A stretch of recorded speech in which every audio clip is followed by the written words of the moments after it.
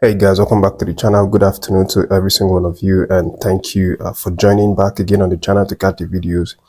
As you all know, we are preparing to play South Africa in the semi-finals of the Afcon, and it's going down on Wednesday. Today's already Monday, so 2 days to go. One day actually to prepare for it, and then the next day we are playing that game, and a lot of build up have been gathering towards that game. And of course, in the last video yesterday, I mentioned that the Nigerian Super Eagles already resumed their training ahead of that one with an evening training that they started yesterday. Where we saw only 6 players from the starting 11 of that as quarterfinal games making that training, and the rest were nowhere to be. They were nowhere to be found in the training. And also the likes of Oliseh and Nwabali also were nowhere to be found because they were arrested. But of course, today they will continue their proper training, and based on the update, it's going to very likely be 2 trainings today, just like the usual way that they've been doing morning and evening. But of course, I will be giving you updates based on that. But so in this video, the coach of the South African side is in the news, Hugo Broos, after he mentioned that his team are learning different ways, different tactics to exploit the weakness of the Nigerian team. Broos actually mentioned that Nigeria, from the start of the competition, Nigeria was not really a team to worry about. From his side, we were not really on his radar because they were the likes of the top dogs, the Senegal, the Morocco, and all the other teams. But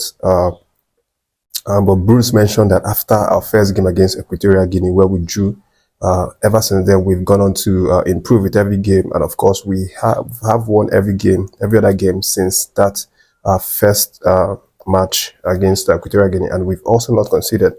So Bruce obviously recommended Nigeria as a team to really be studied very well. If they are to get anything out of that match, that he and his boys are going to really study the Nigerian team, watch the clips, and then learn the tactics, the weaknesses, as a way to exploit the Nigerian team.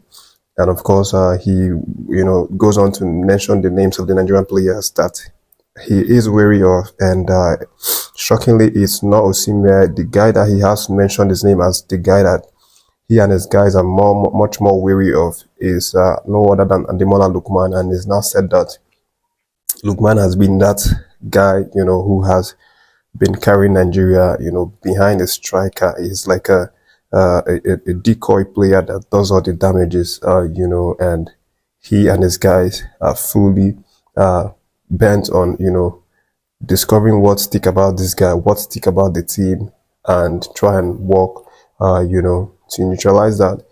But of course, the Nigerian team and the South African team are similar in a way, because we both have, in this competition so far, we've had to play 5 games from the group stages to this quarterfinals, and we've only considered 1. They considered 2.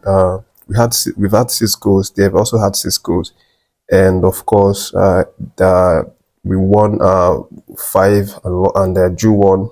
And won 3, drew 1, lost 1. So it's a very close statistics between these 2 teams. And of course, one key aspect of the 2 sides is the fact that they've been keeping clean sheets. Ronwell William and also Nwabali both have 4 clean sheets, which is obviously something really massive. And of course, they don't concede a lot of goals. They don't score too much goals. They are good on the counter. We are good on the counter. We obviously maybe have a little bit of edge in terms of our defending, because we've, based on the stats, conceded 1 goal less, and of course we have been rock solid in terms of the actual game plays as well. If you've seen South African game, they are much more interested in counter-attacking you, so sometimes they kind of leave their defense a little bit vulnerable, but that has not been the issue for Nigeria, because when we are attacking, we also have a solid defense for when we get counter attack on. Aside from this Afcon start, Nigeria South Africa head-to-head has mostly favored Nigeria, with both teams meeting 9 times, Nigeria having won 5 times, and of course South Africa winning just one time, and then we've drawn 3 times. So if anything is to be said out of this head-to-head, Nigeria obviously has the advantage, but we know how football works. It's not about the stats. It's not about the previous record or history. It's about the now, the present, what you have going on, how you prepare for it, the mentality that you have, what you bring to the table on the day. That's what counts, not the past history. But moving on to the next update, Sunday Oliseh is in the news and is now warned Coach Peseiro and the boys to be very wary of the South African side. He mentioned key aspects of their play, which is obviously the counter-attacking play that we've seen throughout the campaign. And of course, he mentioned their goalkeeping department. That man, Ronwell Williams, being one of the reasons why they've gone this far. We saw in the last game, the quarterfinal, when they went into penalty shootout with Cape Verde. And of course, we saw that Ronwell Williams obviously kept out 4 penalties out of a possible 5, which is incredibly amazing. With this kind of goalkeeper in the within the post of the South Africa, we obviously don't want to get into the penalty shootouts with these guys. So this is what Sunday Oliseh has now come to stress. He says that he knows that Peseiro and the boys will have watched the videos and seen how lethal these guys are in the counter-attacking areas, and of course the penalty shootout. So we would definitely not want to get to that stage where we'll have to play penalties. We have to finish the game in the regulatory time of the game within 90 minutes, finish it off, get 1, 2, 3 chances, bury the goals, and of course keep clean sheet if possible to proceed to the final. Next update, guys, which is the final one for this segment, is the fact that Nwabali has said that he prefers to play South Africa over Cape Verde because he plays in the South African league with Chippa United, and he obviously knows these guys.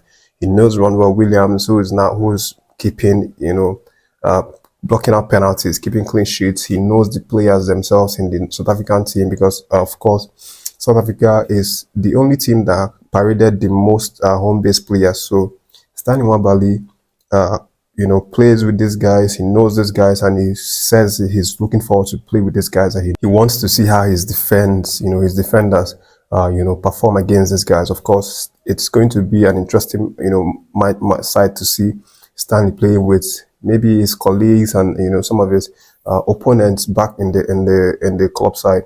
But of course, it's going to definitely be something exciting to see. Stanley is a leader.